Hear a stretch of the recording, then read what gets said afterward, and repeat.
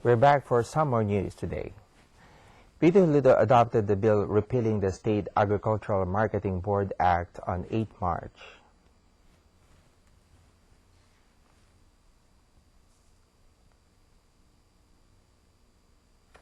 The Hluttaw also decided to discuss the bill amending the Unlawful Association Act and transferred the bill to the Bill Committee. Pyithu Hluttaw Speaker stated that every law must be fair and just, and every citizen can follow its rules.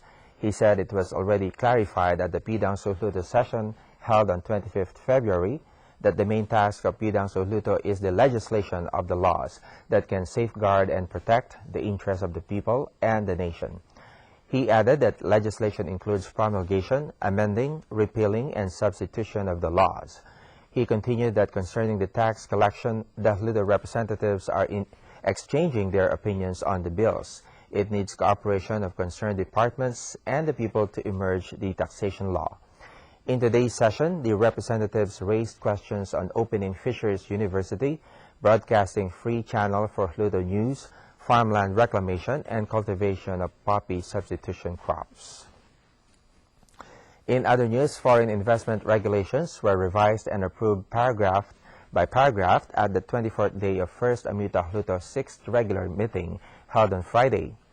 Regarding the foreign investment regulations, the differences of the two Hluttaws will be reported to the Pyithu Hluttaw. Concerning the proposal to select the representatives from the community in line with the regulations, 6 Hluttaw representatives discussed on it.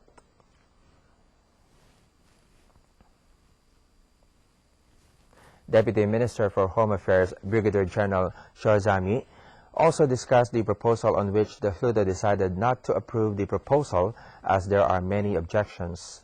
Dr. Taywin of Ayawadi constituency submitted the proposal urging the government to render free medical services to the needy and poor patients in order to reduce poverty while speeding up the health projects. The Hluttaw approved it for discussion. The instructors, trainers, and trainees from No. 1 Scout Training of Pinolwin Township viewed the ongoing procedures of First Pyithu and Amyotha Hluttaws and Hluttaw buildings.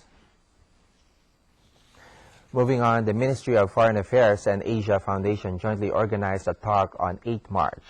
The Strategic Studies Program Director of Observer Research Foundation, Dr. Raja Mohan, gave the talk on India's Look East policy. It was attended by diplomats, resource persons, department officials, members of Myanmar Institute of Strategic and International Studies, Myanmar-India Friendship Association, faculty members and students, and also trainees of Basic Diplomatic Skills course. Our reporter Ling Mang Pan interviewed with Dr. Raja and diplomats present on the occasion. Well, during the course of a career of more than 30 years in Asia, I've seen many societies in transition. And I must say that as a newcomer to Myanmar, I'm most impressed with the way that your country is handling the reform process. There's a great deal of optimism, sincerity, and hard work going on right now, and I applaud you for all of your good efforts. This is a great example of cooperation, a great example of development, and I wish you only success in the future. I was saying that globalization involves opening your society to outside influences, but at the same time also making sure that you have the capacities to prevent unwanted developments. So I think Myanmar today is in a situation where, as a country in a good geopolitical location, it can benefit immensely from opening its borders, from connecting its economy to the rest of the world. But at the same time, you also have to ensure that there is stability, the borders are secure, and that there is internal peace and reconciliation. But in the past, we saw these as two separate things. Today, you have to open up to develop, and at the same time, use development to reduce your security problems and manage them better. No, I think, as I said, I kept saying, look, all examples are only go up to some distance. I think for India's democracy has helped it to resolve many of the ethnic issues, but we have not succeeded completely. But I think finding a way of reconciling differences without losing sight of the big picture, that you need to keep the society united, but at the same time find ways of reconciling differences between different groups.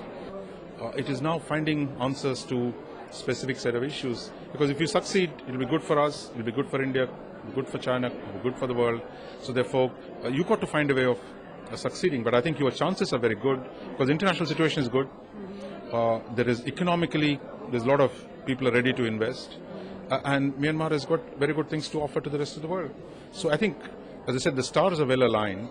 So as long as you have a wise and strong leadership, I think you are on a road to great success, and then you set example to everybody else. As and when I attend events like this, I'm always happy to see their participation, and I'm sure with such an eminent speaker like Professor Mohan, I'm sure gives the young generation here very interesting big picture ideas on the evolving regional architecture in Asia, because as Professor Mohan tells us, it is a changing Asia because of economic developments and political developments.